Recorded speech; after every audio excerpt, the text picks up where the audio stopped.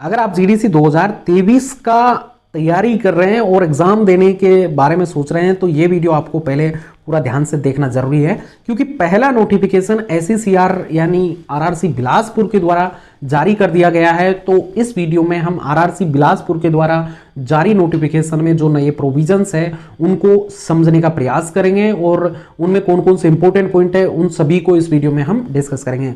तो चलिए नोटिफिकेशन पर चलते हैं। तो यहाँ पर आप क्लियरली देख पा रहे हैं साउथ ईस्ट सेंट्रल रेलवे यानी एसईसीआर के द्वारा आरआरसी के द्वारा ये नोटिफिकेशन जारी किया गया है, जिसका डेट है, जारी होने का डेट है 18/7/2023 और ऑनलाइन रजिस्ट्रेशन यानी एप्लीकेशन स्टार्ट होंगे 22 जुलाई 2023 से और लास्ट डेट रहेगी एप्लीकेशन की 21 अगस्त 2023।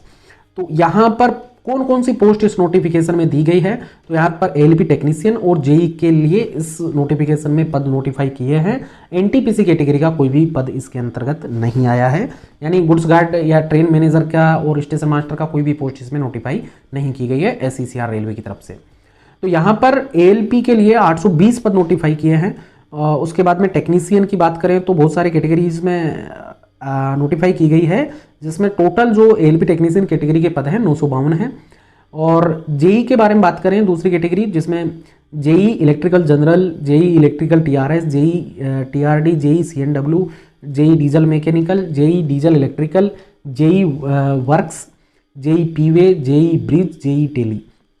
तो ये पद जूनियर इंजीनियर के लिए नोटिफाई किए गए हैं। 64 पद है, इसमें सबसे ज़्यादा पोस्ट जेई पीवे के लिए है। और यहाँ पर बात करें एलिजिबिलिटी क्राइटेरिया की, जिसमें एजुकेशन क्वालिफिकेशन और मेडिकल स्टैंडर्ड, ये सीधी भर्ती के समान है, जैसा हमने आपको पिछले कई वीडियोस में इसके बारे में ऑलरेडी बताया है। तो अब बात करते हैं इसके सेकंड पैरा के बारे में। तो इसमें सेकंड पैरा में 2.1 पैरा नंबर 2.1 सबसे इंपॉर्टेंट है इस नोटिफिकेशन का, और आपके सारे सवाल इसी पैरा, मतलब सवालों के जवाब इसी पैरा में छुपे हुए हैं। तो इसमें लिखा है candidate should be regular employ that is completed minimum 2 year service in recruitment grade and successfully completed period of probation of South East Central Railway on 1st July 2023. Candidates who resign or transfer to other railway from SECR will not be considered for impanelment or appointment. तो यहाँ पर clearly इन्होंने क्या कहा है कि जो मतलब इसमें आवेदन करने के लिए कर्मचारी की कम से कम 2 साल की सर्विस होनी चाहिए और साथ में कर्मचारी का प्रोबेशन पीरियड भी खत्म हो जाना चाहिए।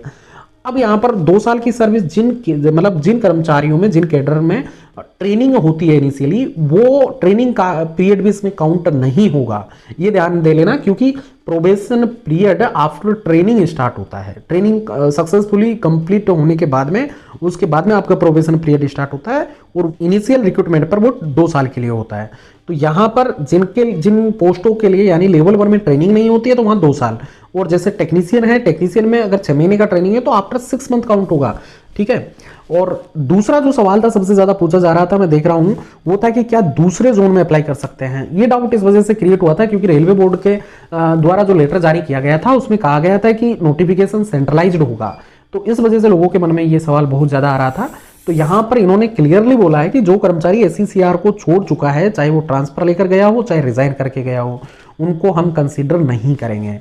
तो भाई कर्मचारी खुद के जोन में, हमने पहले भी आपको बताया है, केवल खुद के जोन में ही आवेदन कर पाएगा। इसके बाद में नेक्स्ट 2.2 एप्लीकेशन फिलिंग अप के बारे में बोल रहा है, जनरल कंडीशन है। 2.3 भी ऐसे ही है, 2.5 भी सेम है, 2.6 भी ऑनलाइन एप्लीकेशन के बारे में बोल रहा है। इसके बाद में बात करते हैं 2.8 के बारे में। All regular employ prescribed education qualification for direct recruitment quota in lower than the grades pay scale for which GDC being candidate are eligible to GDC selection or for all categories। क्या अंग्रेजी लिखी है भाई ने, all categories, space भी नहीं दिया है, जबरदस्त टाइपिंग है यार इसका। तो अब इसके बाद में 2.9 की पैरा नंबर 2.9 में भी यही बात कही गई है। तो यहाँ पर से मतलब लोअर ग्रेड पे, तो आप किस लोअर पोस्ट पे, लोअर ग्रेड पे काम कर रहे हैं, जिस पोस्ट पे आप अप्लाई कर रहे हैं उससे लोअर ग्रेड पे अगर आप कार्यरत हैं तो डेफिनेटली आप अप्लाई कर सकते हैं किसी पोस्ट पर। लेकिन अगर आप सेम ग्रेड पे काम कर रहे हैं तो उस केस में आप non safety to safety category जा सकते हैं और उसी प्रकार सेफ्टी टू सेफ्टी कैटेगरी जा सकते हैं, जबकि safety to non safety category आप सेम ग्रेड पे अप्लाई नहीं कर पाएंगे। नेक्स्ट 2.10 बहुत इंपॉर्टेंट पैरा है, जिसमें कहा गया कि candidates are not allowed to apply for the same post on which presently working. मतलब इसका यह है कि आप सेम पोस्ट, अगर आप जेई पीवे हैं और जेई पीवे के लिए आवेदन करना चाह रहे हैं तो जेई पीवे के लिए आप आवेदन नहीं कर पाएंगे, ठीक है। पैरा नंबर 2.12 भी थोड़ी एक इंपॉर्टेंट बात बोलता है कि जो पोस्ट का लोकेशन होगा वो मेरिट कम ऑप्शन के बेसिस पर होगा, और उसके बाद में जो कैंडिडेट अलॉटमेंट पोस्ट को अगर चेंज करना चाहे तो वो चेंज नहीं कर पाएगा। यहाँ पर भी विल बी एंटरटेन्ड को विल बीन एंटरटेन्ड कोई कुछ भी पढ़े, अंग्रेजी जबरदस्त है जिसने भी ये नोटिफिकेशन टाइप किया है। आगे तो जनरल कंडीशंस है, जो सिलेबस वगैरह दिया है आप पढ़ सकते हैं, इसके बारे में कुछ ज़्यादा इंपॉर्टेंट पॉइंट यहाँ पर है नहीं। यहाँ पर आपका सिंगल स्टेज एग्जाम होगा, उसके बारे में ऑलरेडी हमने टेम्पलेट पर वीडियो बनाया है, आप जाकर देख सकते हैं, लिंक डिस्क्रिप्शन में दोनों के मैं डाल दूंगा। आज के वीडियो में बस इतना ही, लेकिन वीडियो को खत्म करने से पहले चैनल को जरूर सब्सक्राइब कर लीजिएगा, क्योंकि हम यहाँ पर जीडीसी हो या रेलवे एम्प्लॉई से रिलेटेड कोई भी पॉइंट हो उसके ऊपर हम रेगुलरली यहाँ पर वीडियोस बनाते रहते हैं। आज के वीडियो में बस इतना ही, मिलते हैं जल्दी एक और नेक्स्ट वीडियो के साथ, तब तक के लिए जय हिंद जय भारत।